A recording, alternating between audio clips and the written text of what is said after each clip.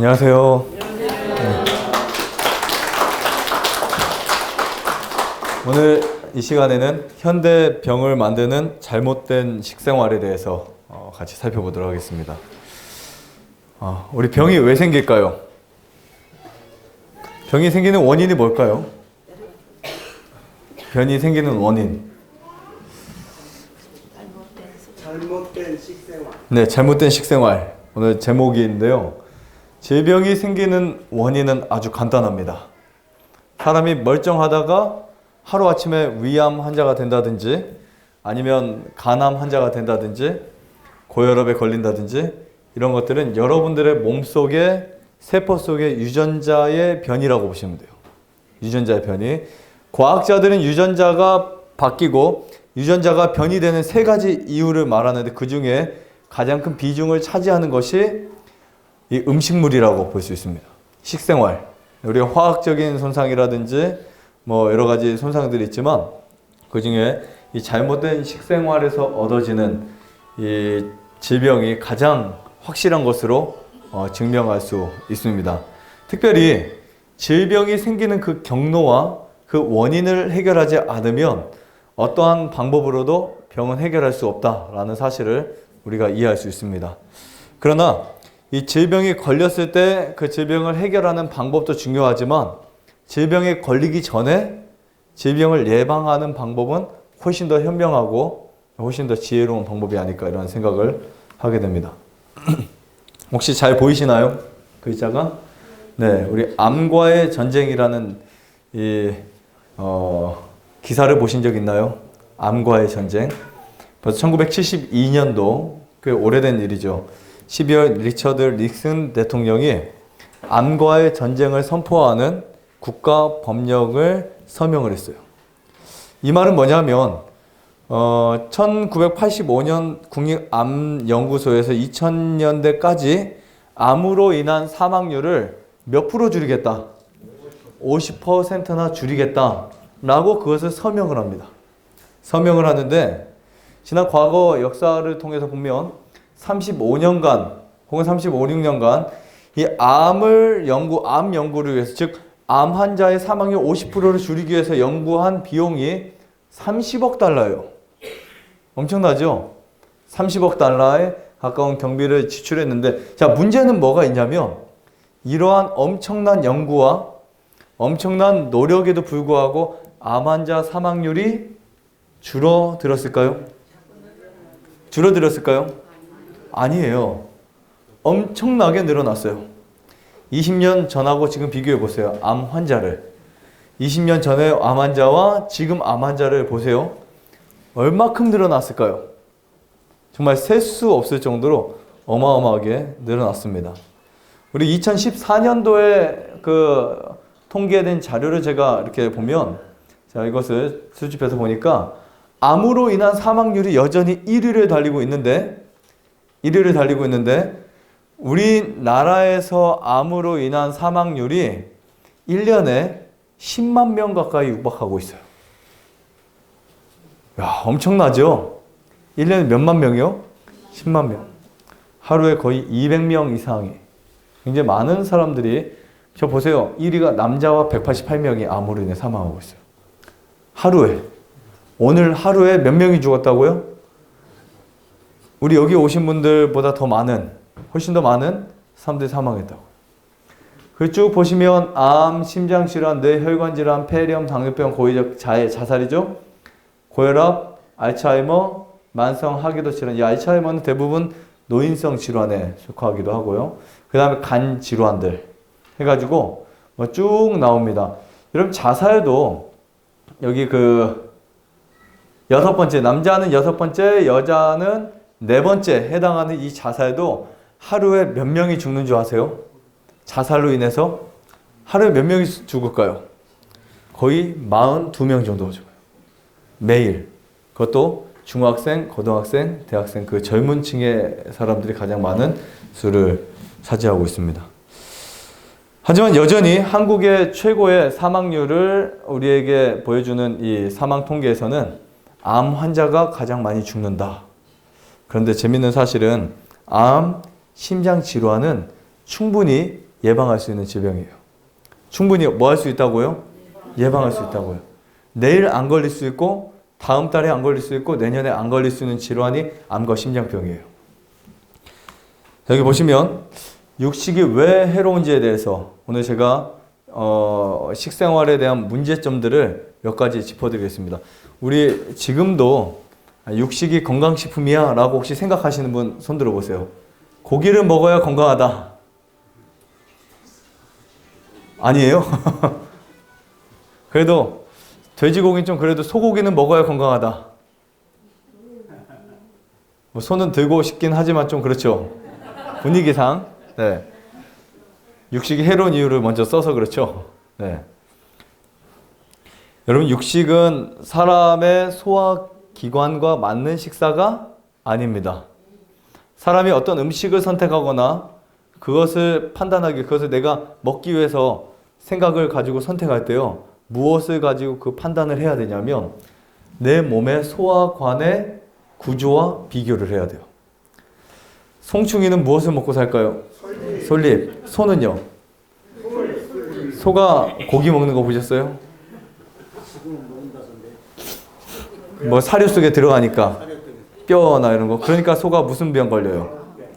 네, 뇌가 스펀지처럼 구멍이 생기잖아요. 그 다음에 또 호랑이가 무슨 풀, 야채 막 맛있게 먹는 거 보셨나요? 뭐 있을 수는 있겠지만 짐승자도 뭐예요? 그렇죠. 고기 먹죠.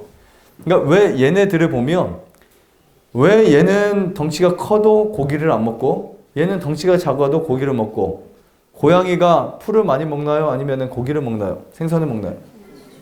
생선을 먹죠. 그 모든 이유를 보면 소화기관을 보면 육식동물과 초식동물이 달라요. 어떻게 다를까요? 장의 굵기와 창자의 길이가 달라요.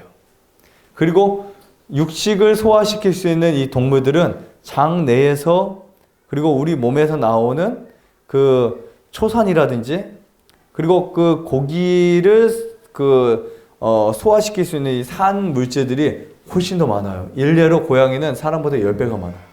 사람보다. 그러니까 고양이 똥 냄새는 엄청 심하죠. 대신에 고양이는 짧은 시간 동안 장에서 그 고기를 굉장히 빠르게 밀어냅니다. 그리고 소화를 빨리 시키죠. 영양, 단백질 흡수를 굉장히 빠르게 이렇게 시키고 빠르게 흡수를 하고 나머지 밀어보내요. 자, 반대로 소는 채소를 빨리 씹어서 먹어가지고 빨리 보내나요? 아니죠. 되새김질을 합니다. 오랫동안. 그리고 장도 길어요. 길어가지고 시간을 길게 오랜 시간 동안 그것을 소화시켜요.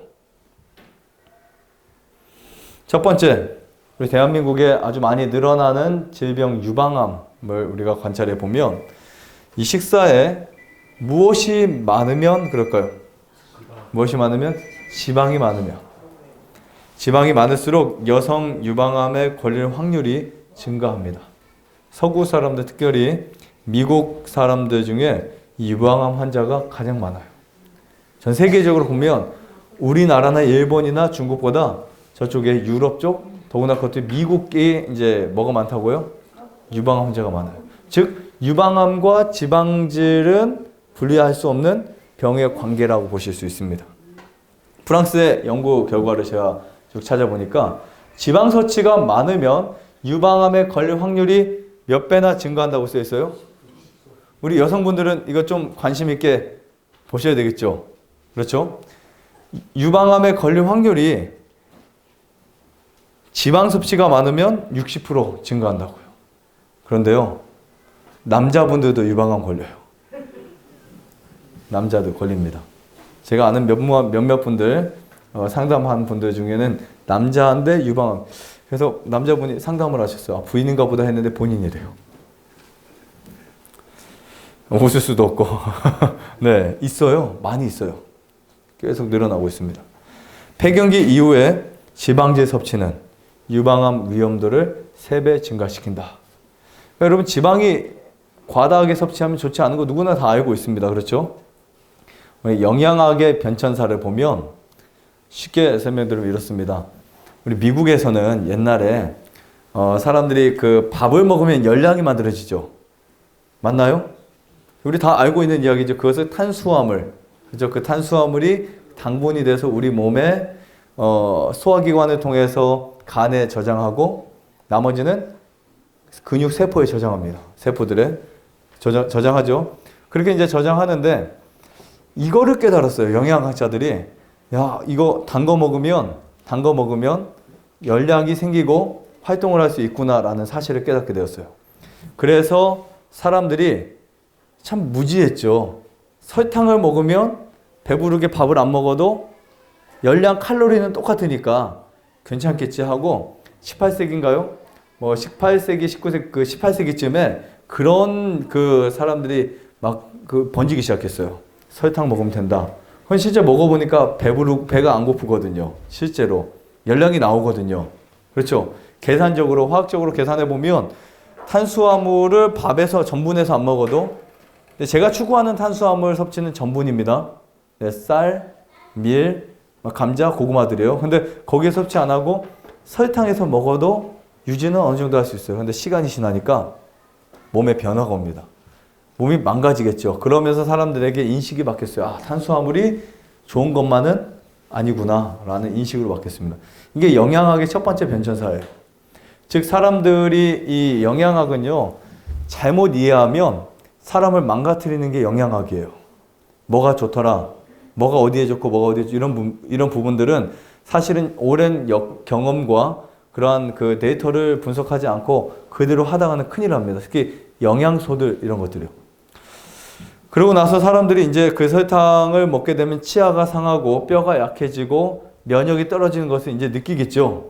시간이 지나면서 왜 감기에 자주 걸리지? 왜 자주 아프지? 머리가 아프지? 막 이런 것들이 느껴지는 거예요. 그래서 시간이 지나서 탄수화물의 독을 또 사람들이 이해하게 되었어요. 자, 그 다음에 두 번째는 지방입니다. 사람들이 이제 지방을 먹으면 아주 건강할 거야 라고 생각하던 시대가 있었어요, 없었어요? 우리나라에도 이렇게 배 나오면 굉장히 부하고 배 나오면 건강한 사람으로, 그래서 배가 한 이 정도까지 나오나요? 비만의 옛날에 측정도가 뭐냐면 자기가 섰을 때 자기 발이 보이면 비만이 아니고 안 보이면 비만이다. 이런 측정이 있었어요. 허리가 막 이렇게 배가 이렇게 나오고 하잖아요. 패스트푸드나 이런 고기를 많이 먹으면. 그럼 예전에 그런 사람들이 어떻게 생각했죠? 건강한 사람, 사장님. 근데 요즘에는 다이어트 시대잖아요. 남자고 여자고 할 것 없이 그냥 그런 거를 굉장히 중요시하게 생각합니다.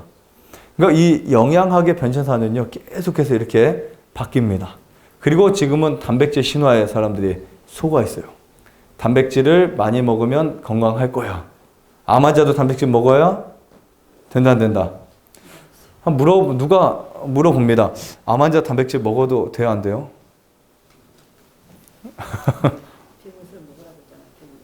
병원에서 먹으라고 하죠. 네. 이거 헷갈리는 문제가 이제 생깁니다. 근데 물론 처음에는 그냥 단백질 무조건 먹어야 되라고 생각하겠죠. 단백질을 두 가지로 나눠보세요. 하나는 동물성 단백질, 하나는 식물성 단백질. 차이가 있을까요? 반드시 있어요. 또 한 가지, 단백질이라고 하는 이 뜻이 뭔지 아세요? 라틴어에서 온 말이에요. 중요한 것이란 뜻을 갖고 있어요. 중요한 것. 이 단백질의 어원을 잘 살펴보면 중요하다, 아주 특별하게 이런 의미를 갖고 있습니다. 이 말은 뭐냐면 많이 먹어라 이 뜻이 아니고요. 조금 먹어라 이 뜻이에요. 사실 원칙을 보면 단백질을 과하게 먹으면 저는 암이 걸린다라고 주장하는 사람입니다. 체중에 우리 몸의 체중 1kg당 단백질 섭취량, 권장 섭취량 1g이에요. 1g. 이건 일반적으로 단백질이 체중 1kg당 1g. 제가 만약에 여러분들이 60kg다 아니면 70kg다. 내가 만약에 몸이 60kg인 분들은 단백질 몇 g만 드시면 돼요? 6g? 아니에요. 60g. 체중 1kg당 1g. 제가 잘못 계산했나요? 60g 맞죠? 네. 60g이에요. 60g. 자, 그런데 더 심도 있게 관찰을 해보니까 1g을 안 먹은 사람들을 검사해보니까 단백질이 부족하지 않았어요. 뭔 말일까요? 무슨 말일까요? 단백질은 우리 몸에서 합성합니다. 우리가 만약에 단백질을 먹게 되면 그 단백질이 분해가 되면서 아미노산으로 바뀌어요. 그래 아미노산으로 바뀌는데 그 분자가 이 아미노산의 개수가 있어요. 사람의 몸에 필요한 아미노산의 개수가 21개, 2개 정도 됩니다. 우리가 섭취한 단백질의 아미노산의 개수가 10개 내지 11개면 나머지 11개나 12개가 합성이 돼요. 이게 우리 몸의 놀라운 신비예요. 그러니까 단백질이 필요한 데이터 영양학자들이 말하는 그 필요한 양만큼 먹을 필요가 없다는 거예요. 자, 그리고 재밌는 이야기는 육식을 하는 사람들이 대부분 한 끼에도 100g 이상을 먹습니다. 한 끼에. 그럼 3끼를 먹으면 300g 먹기도 하고 어떤 때는 뭐 한 400~500g 단백질을 먹어요. 그냥 한 200g, 300g 먹는다 치면 신장이 망가지기 시작합니다. 그리고 더 꼭 아셔야 될 것은 뭐냐면 단백질은 우리 몸에 저장되지 않는다. 즉 우리가 과하게 먹은 단백질들은 그게 식물성일지라도 과하게 먹은 단백질들은 어떻게 된다고요? 우리 몸에 이물질로 차단을 시켜버려요. 그럼 우리 몸에 화학적 반응에서 물질과 이물질을 규정할 때 어떻게 따질까요? 물질은 우리 몸과 하나가 되는 거예요. 흡수, 그렇죠? 이물질은 배설, 이 두 가지를 보시면 됩니다. 물질은 흡수, 이물질은 배설이에요. 즉 우리 몸에 어떤 물질이 들어왔는데 어떤 그 식품이 들어왔는데 그것이 우리 몸과 결합이 되면 우리 몸과 하나가 돼요. 맞죠? 그런데 거기에서 우리 몸에 그것을 트러블을 일으키고 그게 싫고 소화작용에 부작용이 생기면 하나가 되지 않습니다. 나눠집니다. 맞나요? 분리가 되겠죠. 그러면 우리 몸에서 걔는 뭐가 되죠? 스트레스가 돼버려요. 스트레스가. 그래서 여러분들이 단백질을 과하게 섭취하면 굉장히 큰 문제가 생기고요. 그 다음에 육식은 다량의 질소를 함유하고 있습니다. 질소를. 그래서 가스와 여러 형태의 질병이 유래됩니다. 그래서 내 장내나 복부에 가스가 있는 분들은 뭐를 끊어야 된다?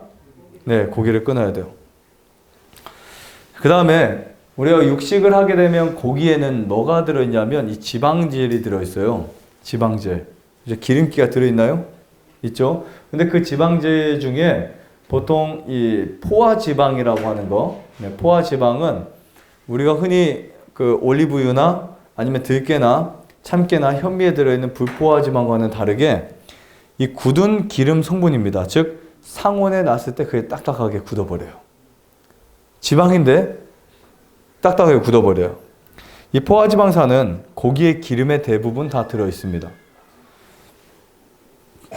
이 포화지방산을 계속해서 섭취하시게 되면 여러분들 세포에서 산소를 차단해요. 그래서 피가 뭉치고 피가 더러워지는 거예요. 이해하시겠죠? 피를 보면 내 피는 왜 더럽지? 왜 뭉치지? 이런 것들이 포화지방이 많을 때 이럴 확률이 아주 많습니다. 즉 육식만 하는 사람들의 수명을 보면 수명이 길까요? 짧을까요? 짧아요. 아주 짧아요. 네, 확실하게 우리가 이해할 수 있습니다. 자, 그 다음에 육식을 하게 될 경우에 필수 지방산 부족으로 육식을 하면 여러분 몸이 망가지는데 보통 육식을 하면 칼슘이 많을 거야 라고 생각하는 분도 있어요. 그렇죠? 근데 전 세계적으로 칼슘이 부족해서 생기는 병들이 뭐죠? 골다공증. 가장 많은 나라가 어딘 줄 아세요? 가장 많은 나라가 어딘 줄 아세요? 어디요? 한국이 아니에요. 미국이에요. 미국, 유럽 쪽. 그런 나라들이 우유도 많이 먹고 고기도 많이 먹고 그렇죠. 그런데 뼈가 가장 약해요. 반대로 우유나 고기나 이런 거 섭취를 적게 한 홍콩이나 일본이라는 이런 나라들이 훨씬 더 골 질환이 훨씬 더 적습니다. 이건 뭐를 말할까요? 고기는 뼈를 튼튼하게 해주지 않는다.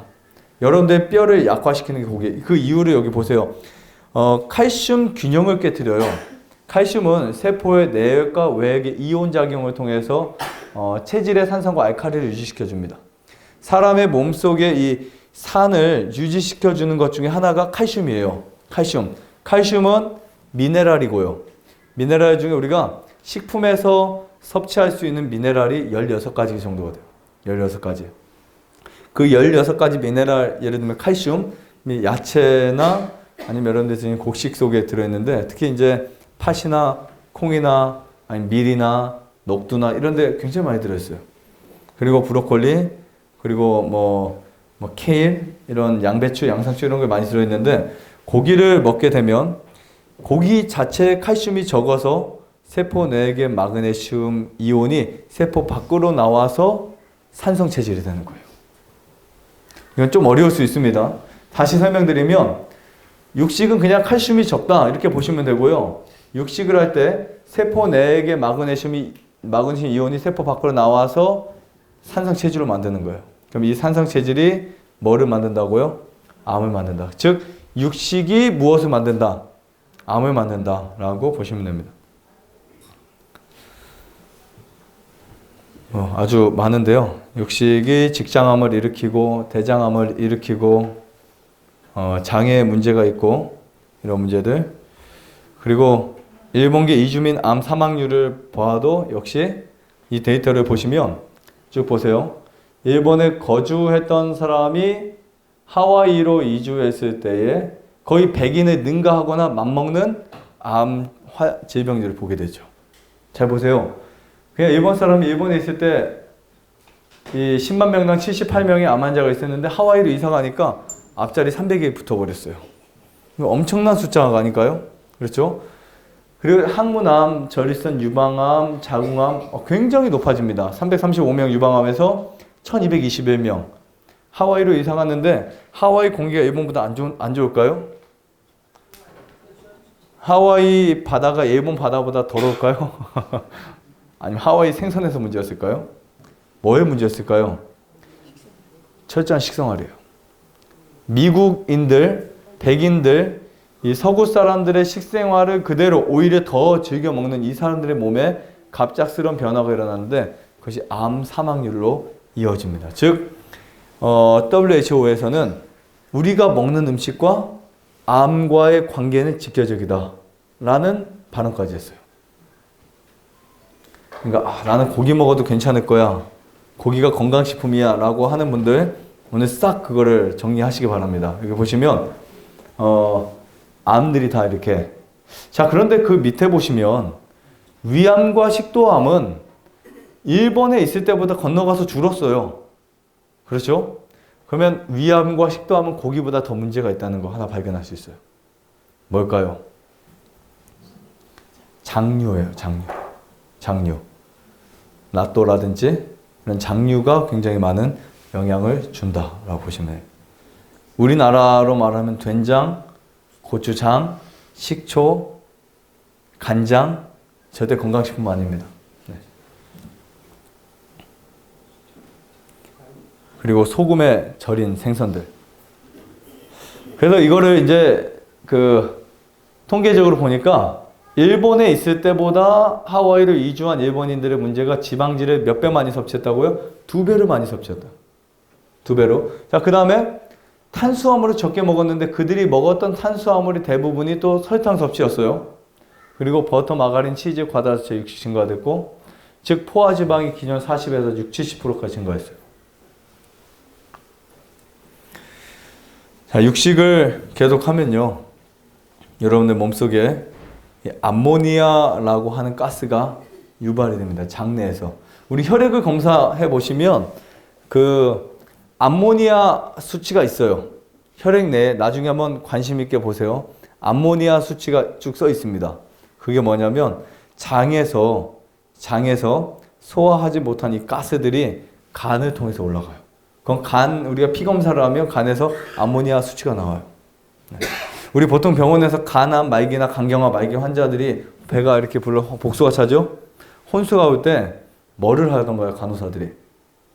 혹시 아세요? 뭐를 하는지? 관장을 하잖아요. 혹시 나중에 한번 관심 있게 한번 보세요. 그리고 여러분들 주변에도 혹시 필요할 수 있습니다.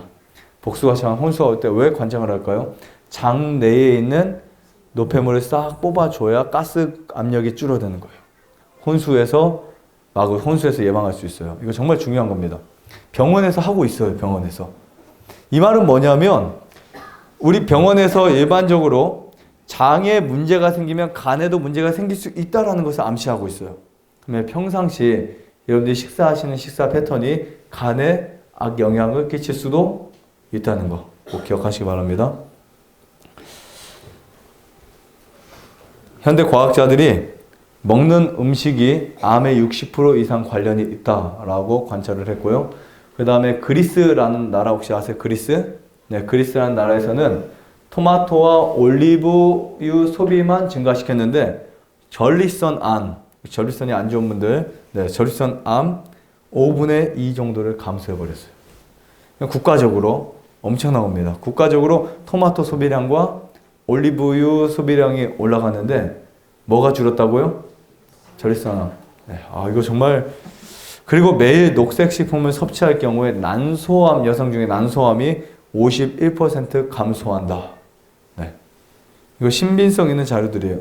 네, 신빙성 있는 자료들입니다. 흡연보다 육류가 더 심각한 암의 원인이라고 제가 생각합니다. 그 이유는 전 통계를 계속 보고 있는데 흡연보다 육류가 이제 더 줄었어요. 1950년대보다 전 세계적으로 흡연보다는 육류 섭취는 늘어나고 흡연은 오히려 줄었어요. 전 세계적으로. 그런데 암은 어떻게 됐을까요? 줄지 않았다. 특별히 우리 좋아하는 숯불 고기들 있죠. 숯불갈비가 담배보다 더 해로운, 보시면 숯불고기 1kg에서 즉 불고기 3인분 혹은 4인분에서 나오는 이 벤조피렌의 양과 담배 600개 벤조피렌의 양과 같대요. 그러니까 남편에게 담배 피지 말라고 막 화를 내놓고 본인은 숯불고기 한 근 먹으면 누가 더 나쁜 거예요? 그렇죠? 네, 그렇게 살아왔어요. 이건요, 사이언스 과학지 964페이지에서 나온 실린 글입니다. 네. 야, 이렇게 심각해요. 우리가 먹는. 그래서 고기는 절대로 태워 드시면 안 돼요. 고기 자체도 해롭지만 고기를 태우면요, 완전 독성 물질이 만들어져요. 담배보다 훨씬 더 해롭다고요. 계란에 대해서 좀 더 설명을 드리겠습니다.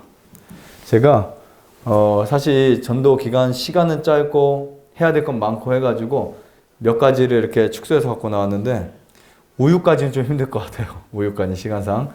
우유도 상당히 좋지 않습니다.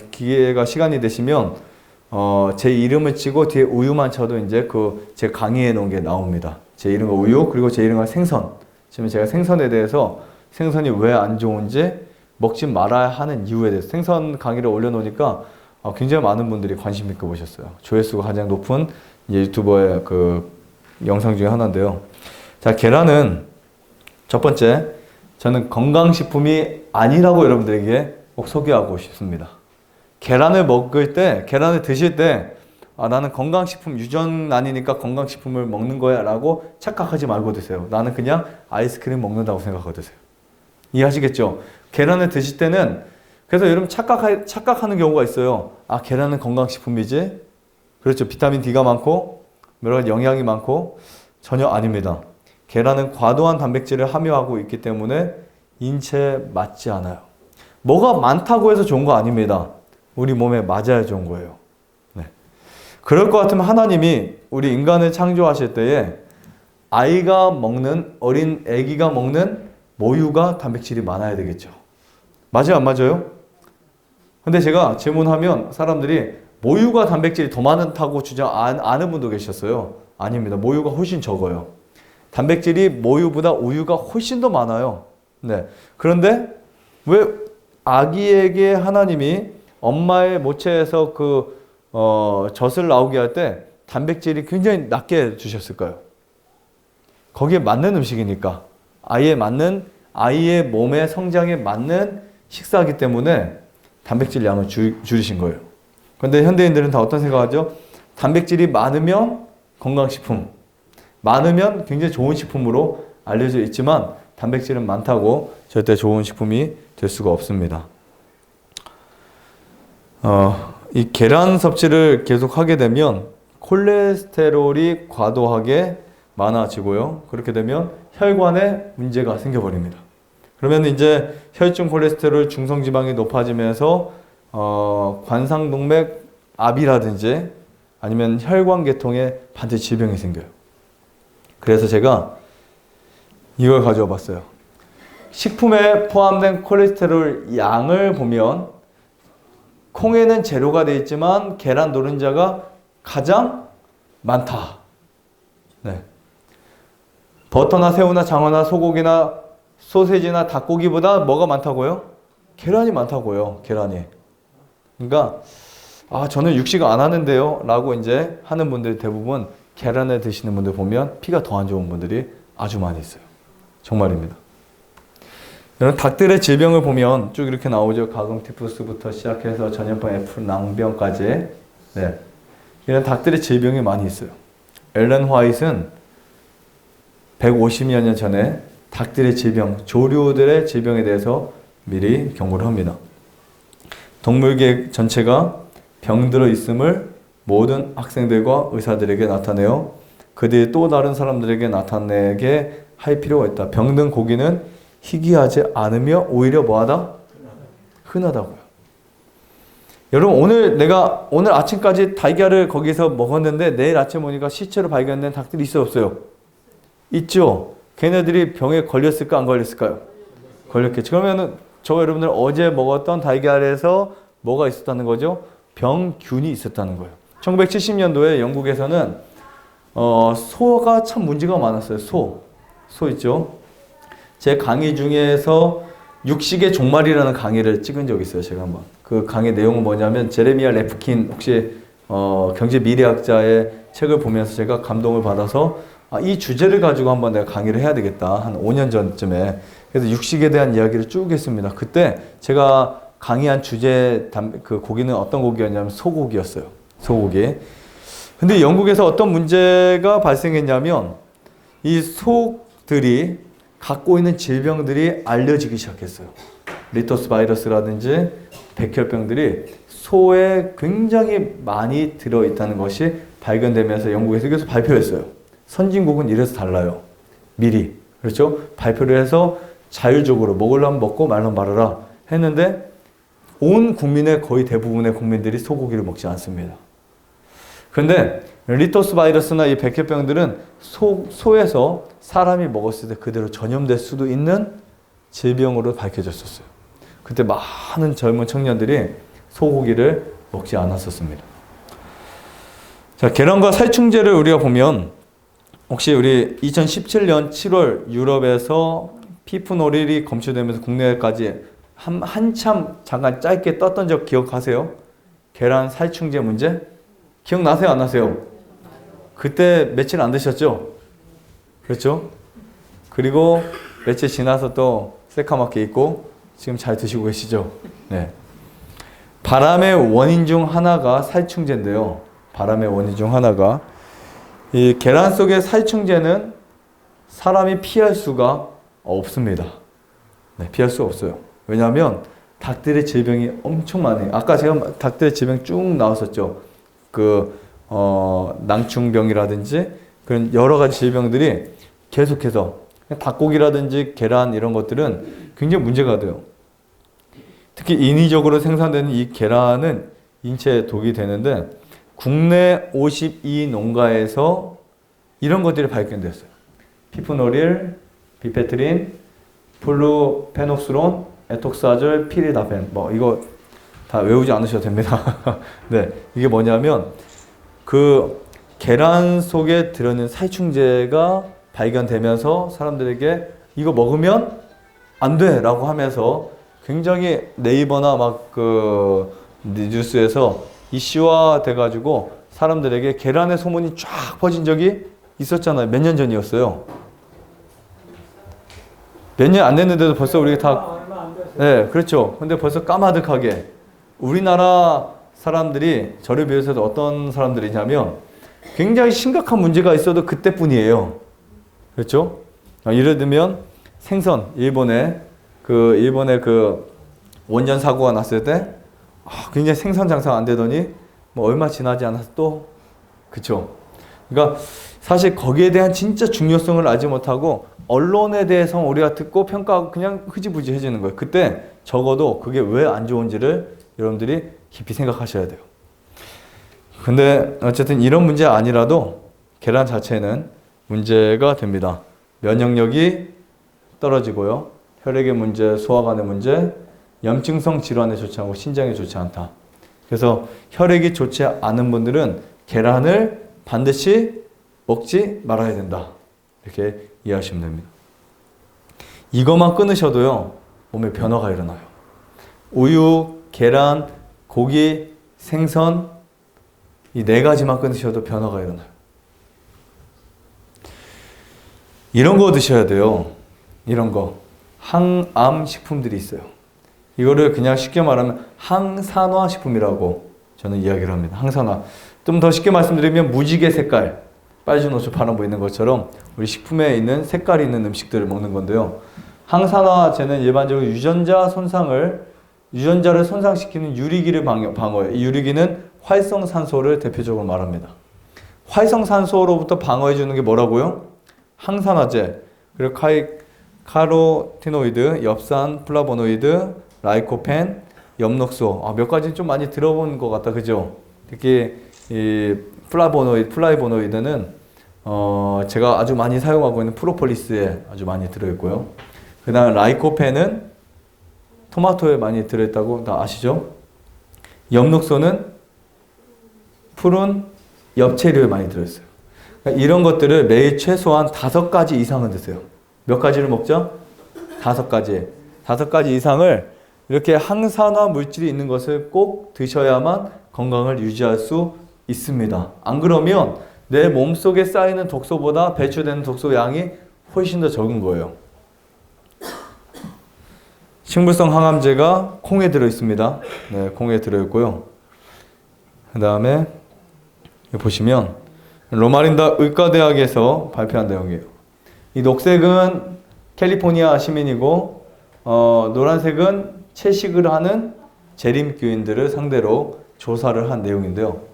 여기 보시면 폐암, 각종암, 심장병, 비만, 사망률을 보면 많게는 59%, 적게는 20%까지, 많게는 20%까지 사망률이 줄고 많게는 59%까지 차이가 나요, 안 나요?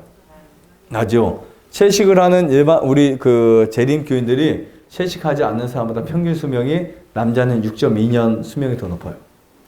여자는 9년 가까이가 훨씬 더 오래 삽니다. 그러니까 재림교인들이 더 오래 산 수명은 올해 미국에서 통계적으로 나온 데이터를 보면 재림교인들이 더 오래 사는 이유가 채식에 달려있는 거예요. 채식. 채식을 할 때 보면 이 도표를 보세요. 이 그래프를 보면 그 흰쌀부터 현미, 통밀, 보리, 좁쌀 쭉 있죠. 여기 보시면 열량, 단백질, 칼슘, 철분, 지아민이 있는데 맨 밑에 보시면 오른쪽에 조기와 닭고기와 소고기를 보시면 갖고 있는 단백질이 저 위쪽에 있는 옆쪽에 있는 콩의 단백질보다 못하다는 게 보여요. 그렇죠? 신기하지 않아요? 그 다음에 칼슘이 조기가 26, 소고기가 19라면 밤콩은 칼슘이 120이나 들어있어요. 100mg 당일 거예요 아마. 그 다음에 철분도, 지아민도 차이가 굉장히 많이 납니다. 그렇죠? 그러니까 우리가 곡식을 먹어도 철분, 단백질, 그 다음에 칼슘, 지아민이 부족하지 않다는 걸 확신하셔야 돼요. 채식을 하면서도 고기 안 먹으면 어떻게 하지? 그렇죠?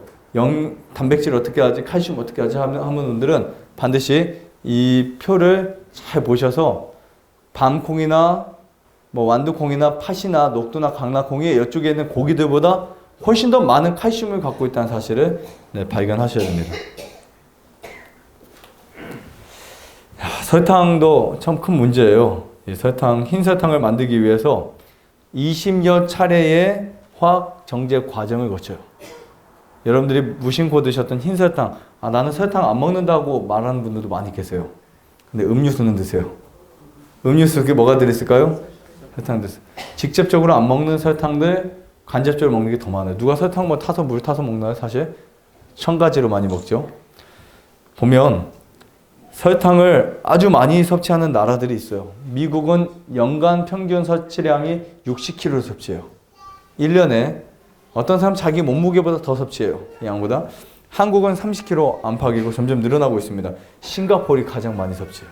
75kg. 네. 자, 그런데 뼈가 약해지는 게 설탕보다 육식이 더 약해져요. 싱가포르나 홍콩 이런 데보다 미국이나 이렇게 육식을 즐겨 먹는 나라들이 뼈가 더 많이 약해져요. 그 다음에 쿠바도 60.4kg, 이스라엘 59.2kg. 이렇게 설탕을 엄청 많이 사용합니다. 근데 이 설탕을 섭취할 때 백혈구가 능력을 어떻게 상실하는지 보면 찻숟가락으로 이제 이 설탕을 섭취하게 되면요. 우리 몸에 파괴된 이 그 백혈구의 기능을 보세요. 6숟갈 찻숟가락을 섭취하게 되면 10개가 파괴되는데 24스푼의 그 4티스푼의 찻숟갈로 우리가 물에 타서 먹든 빵에 넣어 먹든 과자를 먹든 탕수육에 설탕 많이 들어가는 거 아시죠? 어마어마하게 들어가요. 음료수 특히 설탕이 이렇게 많이 들어가요. 음료수 한 잔만 먹어도. 그러면 음료수 한 잔만 먹었을 때 백혈구의 능력이 상실돼서 파괴되는 그 세균의 수를 보면 1밖에 되지 않습니다. 엄청나죠? 그러니까 여러분들이 설탕을 드시면 면역에 직접적인 관계가 있다 없다? 있다는 거예요. 그러니까 오늘 내가 설탕을 먹으면 백혈구의 문제가 오늘부터 심각해지는 거예요. 그래서 혹시 여러분들이 감기 걸렸을 때 절대 설탕 드시면 안 되고요. 암에 걸렸을 때 설탕 드시면 안 되고, 그리고 당뇨에 걸렸을 때도 설탕 드시면 안 되고, 어떤 병이 있어도 설탕 먹으면 안 되는 거예요. 간이 망가집니다.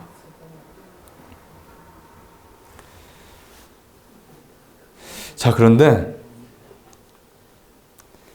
이 전문가들에 의하면 설탕에 의한 면역 손상이 몇 시간 동안 지속되는 줄 아세요? 한 번 마시면? 몇 시간 동안? 5시간. 이건 심각한 시간입니다. 설탕은 이렇게 몸에 아주 좋지 않아요.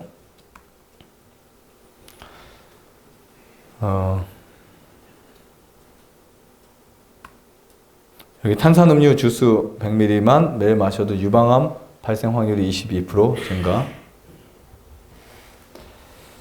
여러분 참 안 좋은 거 많죠? 네, 제가 안 좋은 거를 다 말씀드리면 오늘 하루 종일 여러분 심란하게 들으셔야 돼요. 아주 심란하게. 마지막 결론을 이렇게 내리시더라고요. 뭐 먹고 사냐고. 네. 아니 오늘 제가 아주 중요한 성경 말씀 하나를 가져왔습니다. 여러분들이 하나님을 믿으시든 믿지 않으시든 공감할 수 있는 말씀 하나를 가져왔는데요. 우리 같이 한번 읽어보겠습니다. 시작. 여호와 하나님이 흙으로 사람을 지으시고 생기를 그 코에 불어 넣으시니 사람이 생명이 된지라. 사람을 누가 창조하셨다고요? 누가 창조하셨다고요? 하나님이 창조하셨어요. 나를 하나님이 창조하셨어요. 보세요. 우리가 지적으로 판단하지 않아도, 크게 우리가 연구하지 않아도 소가 먹는 밥을 우리가 알 수 있어요. 아시죠? 풀을 먹어요. 기린이 먹는 것도 알아요. 고기가 먹는 것도 알아요. 그렇죠? 염소가 먹는 것도 알아요. 고양이 먹는 거, 돼지가 먹는 거, 개구리가 먹는 거 다 알죠? 사람이 먹는 건 도대체 뭘까요? 다 먹어야 되나요, 그냥? 이것저것? 그렇죠? 사람을 창조하신 하나님도 사람을 위해서 무엇인가 먹거리를 제정하시다는 거예요. 꼭 기억하시기 바랍니다. 인간의 기본을 보면 지구와 아주 흡사해요. 인간은 크게 우리 몸을 구성하는 것이 고체와 액체로 구성되어 있습니다. 고체와 액체로. 그래서 이 지구를 보면 토양과 물로 되어 있죠. 사람은 옆에 있는 사람 보시든 여러분 몸을 보시든 고체와 액체로 되어 있어요. 액체로 된 수분, 혈액, 그 다음 혈장 이런 것들과 고체로 된 우리 살, 그렇죠? 그 다음 뼈, 근육 조직들로 되어 있어요. 아주 신기한 것은 인체의 원소와 흙의 성분이 흡사하다는 사실이에요. 야, 정말 안 놀라세요? 별거 아니에요. 그러니까 여러분들의 몸이 우리가 저 밭에 가서 한 주먹 집어온 흙과 같다는 거예요. 그냥 흙이 살아서 움직이는 것 뿐이에요. 결국은. 그러니까 이것은 뭐냐면 이쪽 보시면 지각의 8대 구성 요소 마그네슘, 칼슘, 나트륨, 나트륨, 칼슘, 철, 알무늄 이런 모든 것의 결합이 사람의 인체를 구성하는 나트륨, 칼륨, 인, 칼슘, 질소 이런 것과 정말 흡사해요. 너무 신기하지 않아요? 그러니까 성경이 말하고 하는 이 진리 중에 하나가 우리 몸에게 너는 흙이라고 하나님이 말씀하고 있습니다. 아담에게 하나님이 이런 말씀하시죠. 너는 흙이니 흙으로 돌아갈지니라. 이게 뭔 말이야? 사람들이 이렇게 생각할지 모르지만 사람의 몸은 뭐라고요? 흙이에요. 사람이 살아있는 것은 하나님의 역사가 있기 때문에 살아있는 거죠. 그분의 역사심이 멈추면 사람은 흙과 같은 존재밖에 되지 않습니다. 아무리 사람이 잘나도. 그래서 예수님이 없고 하나님 없이 사람이 뭔가 잘 되면 다 자기가 잘한 줄 알아요. 거만해지고 교만해지고 그렇죠? 아나무인이고 그러다가 깨지면 예수님 찾게 되고. 근데 사실 하나님은 우리가 그분이 얼마나 우리에게 필요하신 분인지를 깨닫기를 원하시는 분이세요. 그래서 우리는 하나님의 필요를 느껴야 돼요. 매일 매 순간. 인간은 그 하나님이라는 그분에 의해서 삶을 살아가도록 하나님 창조하셨어요. 그래서 그분께 기대어 갈 수 있고 그분만 의지하고 사람이 그분의 능력이 없이 살아갈 수 없습니다. 태엽을 감아놓으면 풀어놓으면 저절로 가는 사람같이 하나님이 설계하신 게 아니라 오늘도 내일도 매일의 능력을 하나님이 주시고 있다는 거예요. 한 번 하나님이 우리에게 사람을 창조해놓고 살아라 이렇게 하시지 않았고요. 매일 우리가 살아갈 수 있는 산소와 살아갈 수 있는 힘과 능력을 공급해 주십니다. 인정하세요? 네. 심장을 보면 알아요. 그래서 심장내과, 심장 그 전문의들 중에 많은 사람들이 하나님을 믿습니다. 유전자를 공부하다가 무신론자, 유전자 학자들이 유전자를 공부하다가 하나님을 믿어요. 왠 줄 아세요? 왜 그런 줄 아세요? 보니까 사람을 누군가 창조하지 않았으면 이런 사람이 될 수 없다는 사실을 깨달았기 때문에. 그 중에 이 심장은 주먹만 한데 이 심장을 뛰게 하는 외부적 전기가 필요해요. 사람들은요, 그냥 내가 자고 일어나면 또 하루를 살아가고 또 하루를 살아가는 것처럼 착각을 하고 살아가요. 그냥 내가 잘나서 살아가는 것처럼, 아니면 내가 좀 건강하니까 그냥 이렇게 살아가는 것처럼 착각을 하지만 매일 아침마다 하나님 우리 심장에 전기를 보내주세요. 여러분들이 주무시는 동안에도 아침에 일어났을 때도 전기를 보내줍니다. 이 학자들이 도대체 심장이 어떻게 뛰지? 심장이 어떻게 펌프를 하지? 이 힘을 연구하는 사람도 있었어요. 많은 사람들이. 그래서 이 세상에 보면 심장에 관련된 책이 아주 많이 있어요. 심장은요, 성경에도 심장이라는 단어로 여러 말씀들이 있어요. 하나님의 밤마다 내 심장을 감찰하신다, 이런 표현들, 심장에 관련된 이야기가 있어요. 우리 지킬 만한 것보다 내 마음을 지켜라. 생명의 근원이 이에서 난다고. 사람은 우리가 마음이라고 하면은 마인드와 하트가 있는데 성경의 대부분의 마음은 마인드를 말합니다. 근데 이 마음을 지키는 거, 이 말은 뭐냐면 하나님이 나의 심장에 활력을 주고 계신다라는 뜻으로 이해하셔야 돼요. 학자들이 발견한 이 심장의 힘이요, 굉장히 셉니다. 그래서 엄청난 이 집채만한 돌들도 8,848m 에베레스트 산까지 순식간에 올릴 수 있는, 거의 비행기가 떠다니는 그 높이까지 심장이 무엇을 올릴 수 있다고요? 돌을 올릴 수 있는 엄청난 힘이 있어요. 자기 몸속에 내재되어 있는 그 힘을 모르고 살아가는 사람들이 바로 내가 아니었나, 이런 생각을 하게 됩니다. 그리고 더 놀라운 것은 그 심장의 맨 오른쪽 부분에 보면 동방결절이라고 하는 곳이 있는데 거기에서 전기가 만들어져요. 이거 누가 해명할 수 없습니다. 왜, 어떻게, 누가 주셨는지를. 하나님 외에는 그 동방결절에 전기를 탁 주셔가지고 사람 뛰게 만드는 거예요. 그래서 여러분들이 이렇게 살아 있을 수 있습니다.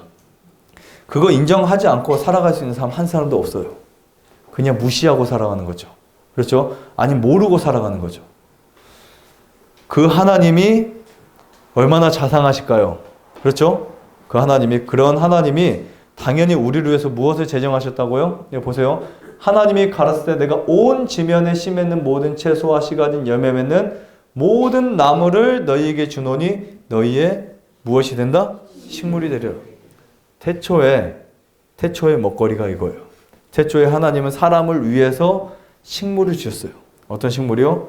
씨 맺는 채소, 열매 맺는 과실. 여기에는 뭐가 들어있지 않냐면 생선도 없고 우유도 없고 계란도 없고 고기도 없습니다. 네, 고기도 없어요. 그래서 이 말씀을 믿은 사람들이 지난 수천 년 동안 채식을 하면서도 건강을 유지할 수 있었고 살아갈 수 있고 힘있게 건강하게 살아갈 수 있는 그 모든 것을 그대로 증명한 사람들이에요. 이 말씀을 믿기 때문에. 그렇죠? 그래서 현실적으로 사람들은 채식을 해도 건강하게 살 수 있다는 사실을 받아들일 수 있는 거예요. 누가 말씀했기 때문에요? 하나님 말씀했기 때문에. 곡식과 과일과 견과 및 야채는 우리 창조주께서 우리를 위하여 선정하신 식물이다. 야, 신을 믿어도 이런 신을 믿어야죠. 그렇죠? 저를 수천만 번 해도 밥도 안 주는 신을 뭐를 믿어요? 매일 내가 갖다 주지, 주지도 않는데. 그래, 안 그래요? 재밌는 이야기 하나 해드릴까요? 일본에서 지진이 많이 나는데 사람들이 일본에는 수호신도 많고 막 별신 다 있잖아요. 그냥 잡신들. 그냥 영어로 말하면 소문자 쥐, 가시라는 그 단어가 하나님이 아닌 모든 신들에게 다 붙여지는 그 신들이 많이 있어요. 별신들 다 있어요. 우리 세상에 모기라는 신도 있어요. 모기. 모스키토. 이렇게 사람들이 그곳에 가서 자기 팔을 다 벌리고 모기들에게 닭이 뜯어 먹으라고. 그게 신을 섬기는 방식이에요. 모기 신을 섬겨요. 아무 힘도 없는. 그렇죠? 차라리 그래도 벽을 섬기는 것보단 나은 것 같긴 해요. 살아있으니까. 네. 어떤 사람들은 벽화를 그려놓고 벽화를 섬기는 사람들이 있고, 아니면 나무를 섬기는 사람도 있고, 돌을 섬기는 사람이 있고. 그렇죠? 네. 아무 쓸모없는 그 신들을 섬깁니다. 아니면 죽어서 아무 생각도 없는 사람을 섬기는 사람도 있고요. 그래서 우리나라가 유교 사상에서 제사를 많이 드리잖아요. 그렇죠? 사실 사람이 죽으면 과학적으로도요, 아무것도 없는 상태가 되어버려요. 그냥 한 줌의 흙이 되어버려요. 근데 참 이 사람에게 이 잘못된 이 사상들이나 잘못된 이 어떤 그 교육들이, 잘못된 어떤 방향성들이 사람의 마음을 자꾸 혼란시켜가지고 이상한 것들을 믿게 만들었어요. 이상한 것들을. 일본에서 이제 지진이 났어요. 그래서 한 사람이 이제 지진이 나니까 내가 다른 건 다 안 가지고 나가도, 자식 새끼는 그냥 놓고 나가도 뭐만큼은 가지고 나가자 하는 사람이 있었냐면, 자기를 보호해준다는 신을 안고 막 신이시여 다치지 않게 떨어지면 자기가 맞고 그게 나갔어요. 그래서 지나가는 사람이 크리스찬인지 누군지 모르겠어요. 그 사람에게 아니 신이 당신을 보호해줘야지 왜 당신이 신을 보호해줍니까? 그러고 나서 이 사람이 우상을 버리고 개종을 해버렸어요. 그 한마디에. 이해하시겠어요? 사람이 오랜 시간을 지나서 하나님 믿고 누구를 믿고 신을 받고 이게 아닙니다. 사람은요 개념을 바꾸는 건 한순간이에요. 야, 하나님이 나를 위해서 이러한 식물을 제정하셨구나. 그 한 가지 사실을 깨닫게 되면요 그 신을 최고의 신으로 섬길 수 있어요. 헬라 사상 중에 아리스토텔레스는 하나님을 만신 위의 하나님이라고, 첫 번째, 두 번째, 세 번째, 네 번째 다 있는 순서가 첫 번째가 하나님, 그 뒤에 밑으로 신들이 있는 거예요. 이런 건 없습니다. 하나님은 우리에게 우리만을 위한, 또 여러분들을 위한 시스템을 만들어 놓으셨어요. 그리고 말씀하십니다. 이대로 살면 너는 건강하게 살 수 있다. 행복하게 살 수 있다. 네, 하나님이 그렇게 우리가 말씀하십니다. 그래서 저는 하나님을 믿을 때 가장 행복해요. 그리고 하나님의 이름을 부르고 그분께 기도할 때 가장 좋습니다. 그 이유가 뭘까요? 하나님이 나를 창조하셨기 때문에. 그래서 우리는 참 그 하나님에 대해서 아마 저는 이렇게 설명드리고 싶어요. 감히 제가 하나님을 설명드릴 수 있다면 최소한 하나님은 이런 분이라는 것을 제가 하나 설명드릴 수 있는데, 그건 뭐냐면 하나님은 정말 거대하시고 하지만 굉장히 온유하시고, 또 어떤 분이실까요? 섬세하시고 정확하신 하나님. 그러니까 어떻게 보면 우리 이런 표현이 있죠. 거세어뮤. 거세어뮤. 거대하고 세심하고 엄격하지만 그 다음에 유하신 하나님. 네, 이런 하나님이 있습니다. 여기 보시면 하나님이 선정하신 이 식물들을 우리가 단순하게 섭취하게 되면 가장 건강적인 요리가 될 수 있다. 네. 제가 이 성경을 쭉 읽다 보니까 하나님이요, 우리에게 무엇을 해야 할지, 어떤 걸 먹어야 할지 그 모든 것이 성경에 다 기록된 것을 발견했어요. 그래서 하나님이 처음에 사람을 창조하시고요, 사람의 먹거리를 이렇게 주셨어요. 그냥 바닷물 한 그릇과 국으로 먹고 진흙 한 덩어리를 먹어라, 이렇게 진흙을 떡 삶아 먹고 바닷물을 국 삶아 먹으라 하지 않으시고, 하나님이 천지와 만물에 사람을 창조하시기 전에 이 식물을 쫙 심어 놓으셨어요. 상추, 아니면 들에 시금치, 아니면 밖에 뭐죠? 우리 취나물 이런 것들 쫙 심어 놓고 거기에 색깔을 입혀 놓으셨어요. 맞죠? 색깔을 입혀 놔서 동남아 사람들은 망고도 있고 우리나라 사람 사과도 있고 다양하게 항산화 물질, 사람이 죄를 짓고 나서 병에 걸릴 그러한 오염 물질로부터 자유함을 얻을 수 있는 그런 항산화 물질을 다 주셨어요. 근데 그 항산화 물질은 신기하게 그것을 먹으면 스트레스 지수가 떨어집니다. 사람의 이 스트레스 지수가 여러분들이 먹는 음식이 좌우하고 있다는 사실이에요.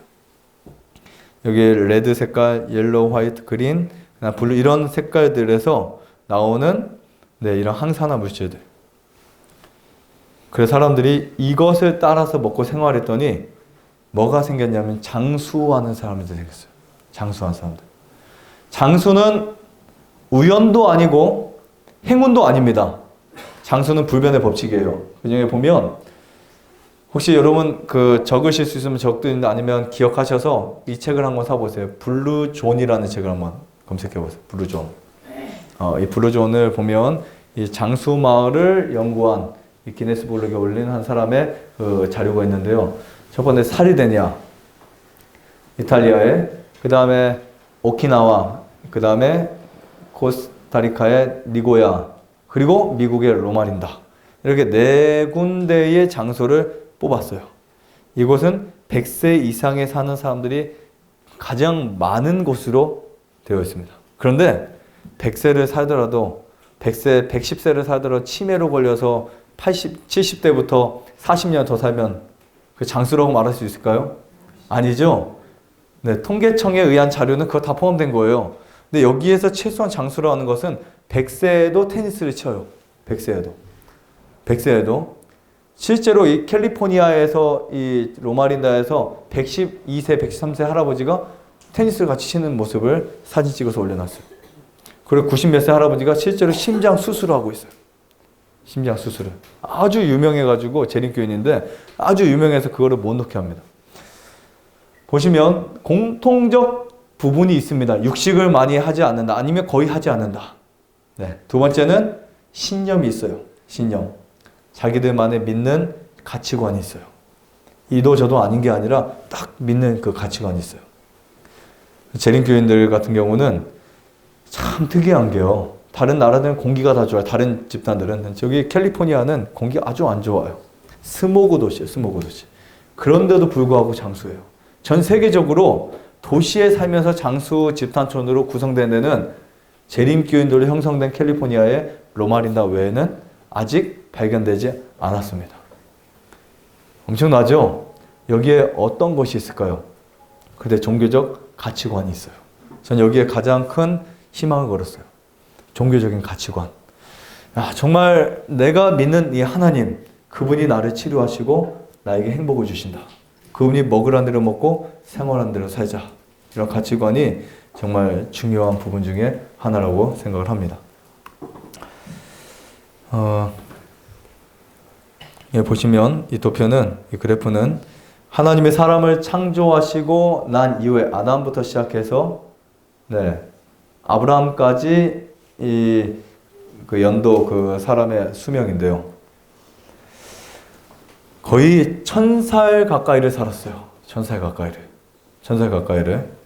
과학적으로 증명된 거예요. 사람이 200살도 살 수 있고 300살도 살 수 있고 500살도 살 수 있고 1000살도 살 수 있다는 게 과학적으로 증명됐어요. 중국에 가면 중국에 이 장수했던 사람 중에 200 몇십 세를 산 사람이 있어요.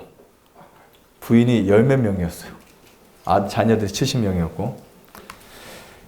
제가 장수에 대한 강의를 했을 때 올려놓은 자료가 있습니다. 이것은 뭐냐면 레크레이션, 휴양은 재창조다라고 보시면 됩니다. 여기 스트레스 호르몬 컵을 보시면 사람들이 이 몸에서 스트레스가 조절되는 날들이 있어요. 그렇죠? 여기 보시면 일요일 날이 썬데이가 가장 높아요.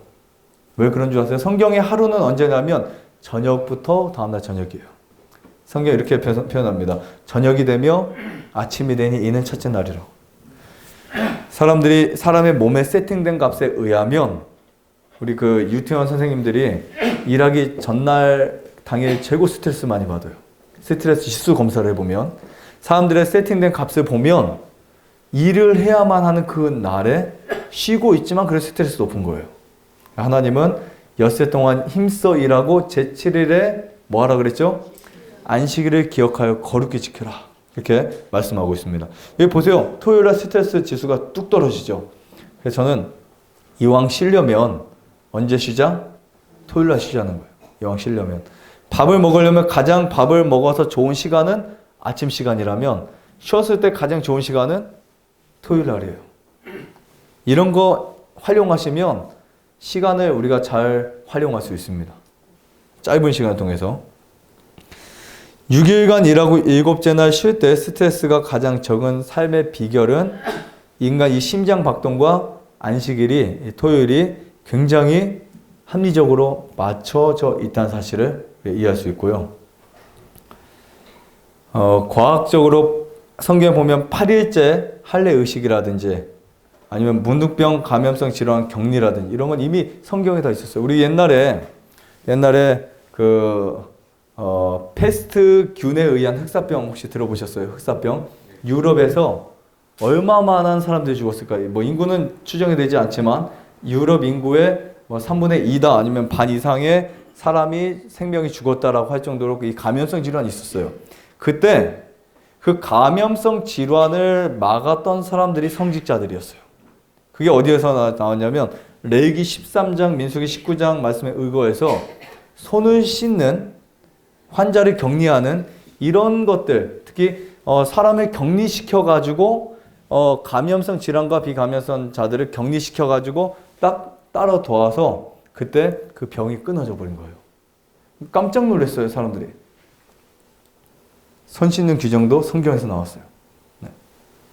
여러분 참 이 성경은 우리의 굉장히 합리적인 책이고 과학적인 책이고 여러분들이 살아가기에 가장 중요한 책이라고 인정하시면 됩니다. 제가 좀 더 말씀을 드리겠습니다. 우리 뇌에는 4개의 파장이 있습니다. 뭐 다 말씀드리는 시간이 없고 그 중에 그 2개의 파장만 말씀드릴게요. 하나는 베타파, 알파파 2가지. 보통 이제 알파파라고 하면 사람들이 좋은 파장이다 뭐 이렇게 생각할 수 있겠죠. 우리 전자파에도 파장이 있고 뇌에도 파장이 있어요. 심장에도 파장이 있고 뇌파 다 있죠. 그렇죠? 물론 뇌파보다 심장파가 훨씬 멀리 가는 거 아시죠? 최근에는 제2의 뇌라고 불릴 정도로 심장, 나중에 이거 흥미롭습니다. 이 부분도. 근데 오늘 제가 뇌에 대해서 좀 마무리하면서 말씀드릴 건데요. 이 알파파는 1초에 8에서 13 정도로 유지해야 되는데요. 간질 환자들은 간질 1을 10회 이상 발작하는 사람들이 이제 조사를 했어요. 근데 이렇게 뉴스타트를 하고 2개월 만에 회복된 이 사례를 가지고 도대체 어떻게 이 사람이 회복되었지? 미국에서요.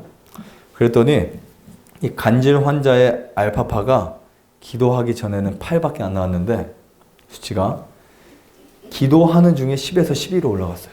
즉 간질 환자의 대부분의 문제가 파장에 있다는 것이 증명이 되었어요.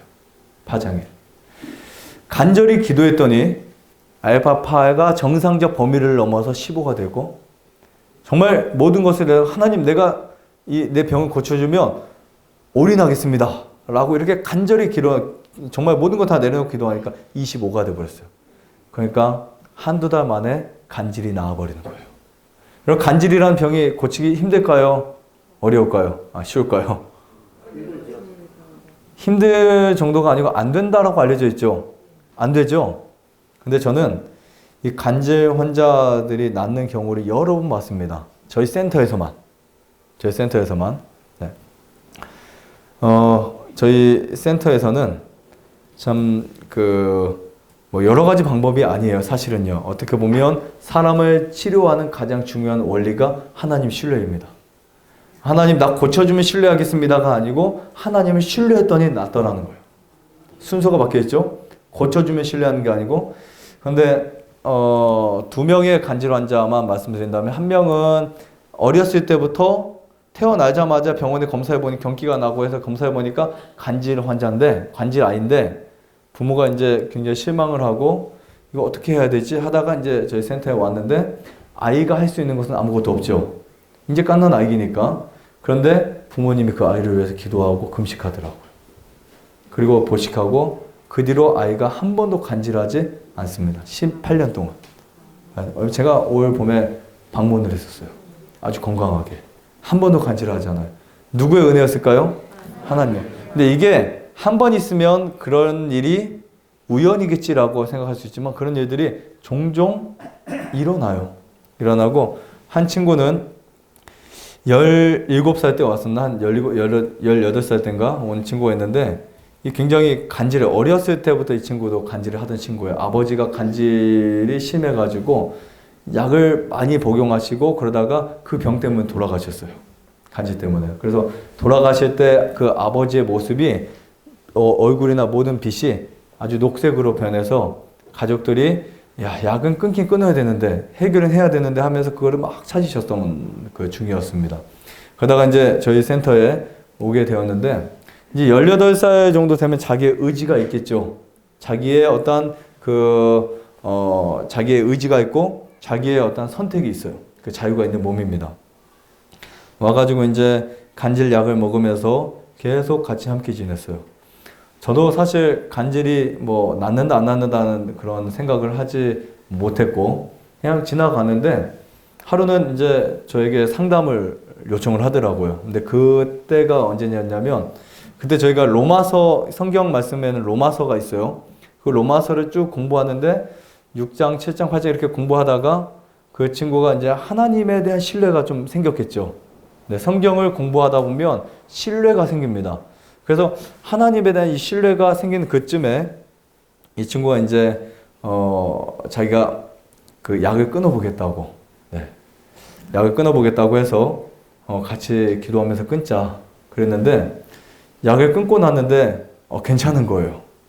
네, 약을 끊고 났는데 원래는 약을 끊으면 간질이 또 와가지고 막 이렇게 간질을 하잖아요. 근데 괜찮은 거 한 달 정도가 괜찮았어요. 그러다가 이제 시간이 좀 지나니까 그 약발이 이제 떨어졌다고 할까요? 시간이 좀 지나니까 이 친구에게 이제 몸에 이상이 오기 시작했어요. 어떤 이상이 올까요? 이 간질하는 사람들은 자기 몸에 간질하는 거 알거든요. 자기 몸에 간질 그 느낌이 오는 거. 근데 딱 느낌이 와요. 막 이렇게 산책하다가도 갑자기 원장님 자기 몸이 이상하다고. 그래서 가다 말고 그냥 막 기도하면 또 지나가고. 그렇게 해서 우리는 그렇게 생각했어요. 이 친구가 믿음이 좋아서 아니면 나랑 우리 같이 기도를 열심히 잘 해가지고 간질이 오다 말고 하다 보다 이겨낼 수 있겠구나. 이제 자신감이 있고 확신이 생겼어요.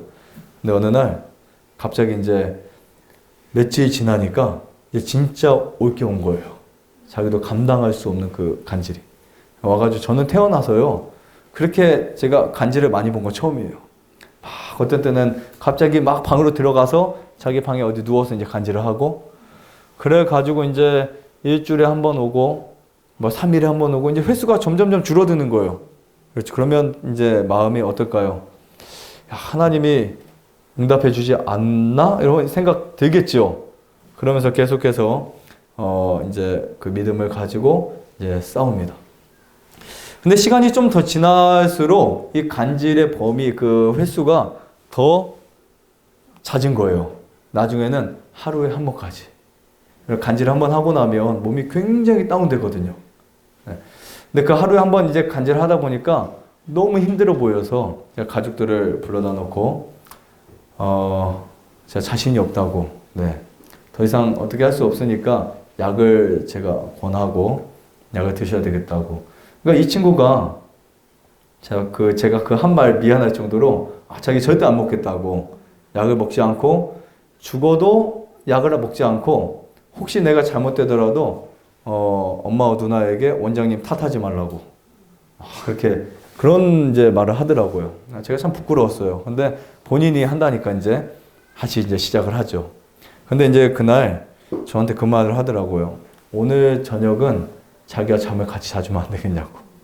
그때 이제 결혼하고 얼마 안 됐을 때였고, 그래서 그날 이제 잠을 같이 자기로 하고 그 작은 방에서 이불을 2개를 펴놓고 자는데, 이 아이가 이제 사실은 두려움이 오죠. 사람은 약할 때 두려움이 와요. 아시죠? 몸이 약해지거나 병이 들거나 힘들 때 두려움이 몰려와요. 근데 간질을 하고 나면 기운이 빠지면 뭐가 올까요? 두려움이 와요. 이걸 어떻게 견딜까?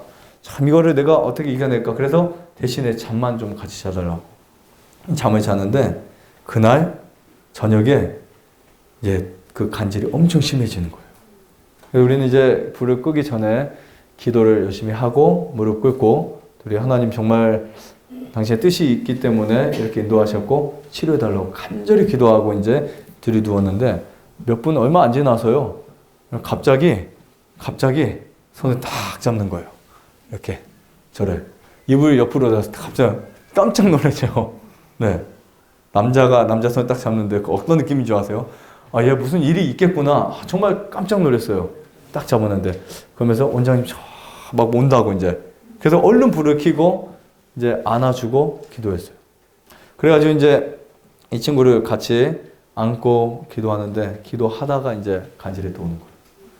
제가 막 이 힘을 어떻게 할 수 없어가지고 나중에는 옆에 놓고 이제 저는 한쪽 벽 가에 기대가지고 막 기도만 하고 있고 한 몇 분 지나니까 해결됐어요. 저 그런 거 처음 봤어요. 제 앞에서 같은 방에서 하는 거 지나가다가 누구 하는 거 이렇게 보다가 지나간 적이 있어도요. 네, 같이 이렇게 말하고 친하게 지내던 그 친구가 옆에서 그렇게 하니까. 그래가지고 이제 그 시간이 지나서 얼마나 힘들었을까 또 막 힘이 쫙 빠져요. 그러면 이제 같이 이렇게 안아주고 또 이제 잠을 잡니다.